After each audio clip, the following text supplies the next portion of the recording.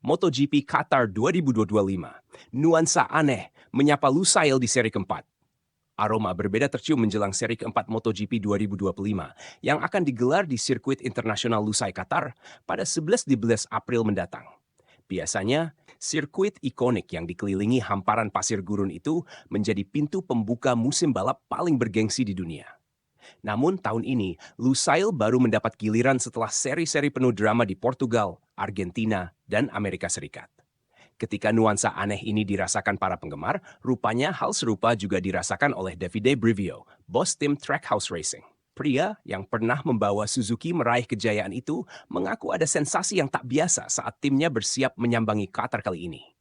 Datang ke Qatar bukan untuk membuka musim adalah sesuatu yang terasa janggal. Lusail selalu identik dengan awal perjalanan baru, dan kini ia menjadi panggung keempat dalam kalender, ujar Brivio sambil tersenyum, mencoba membiasakan diri dengan perubahan ini. Namun di balik keanehan itu, Brivio tetap optimis. Ia menyoroti performa Ai Ogura, salah satu pembalap andalan Trackhouse yang menunjukkan grafik menanjak sejak awal musim. Ogura finish ke-9 di Amerika Serikat, hasil yang dianggap cukup menjanjikan untuk ukuran debutan penuh di MotoGP. Saya melihat perkembangan positif dari Ai. Ia menunjukkan bahwa ia bisa bersaing dengan nama-nama besar. Sekarang fokus kami adalah menjaga momentum ini dan membantunya terus berkembang, lanjut Brivio. Namun, bukan hanya Ogura yang menjadi perhatian.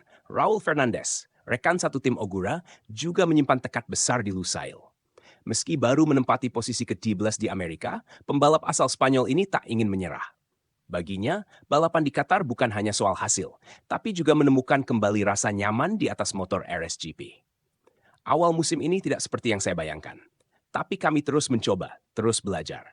Di Qatar, target saya sederhana, merasa lebih dekat dengan motor dan menikmati setiap lap, kata Raul dengan nada penuh harap.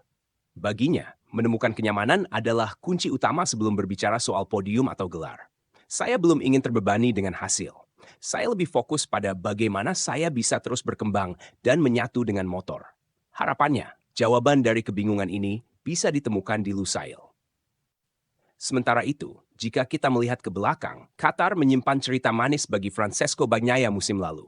Pembalap Ducati itu berhasil menggondol kemenangan penuh setelah sebelumnya hanya finish keempat di sesi sprint.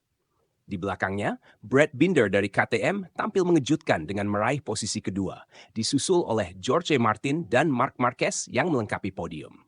Sayangnya, di musim ini, drama kembali mewarnai balapan sebelumnya di Amerika. Bagnaia keluar sebagai pemenang, Shea. Namun start yang kacau serta nasib sial Marc Marquez membuat balapan itu penuh kontroversi.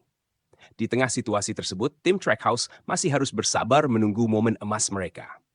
Dengan suasana gurun yang khas dan langit malam yang jadi ciri khas balapan Qatar, seri kali ini mungkin akan menyajikan kejutan tersendiri.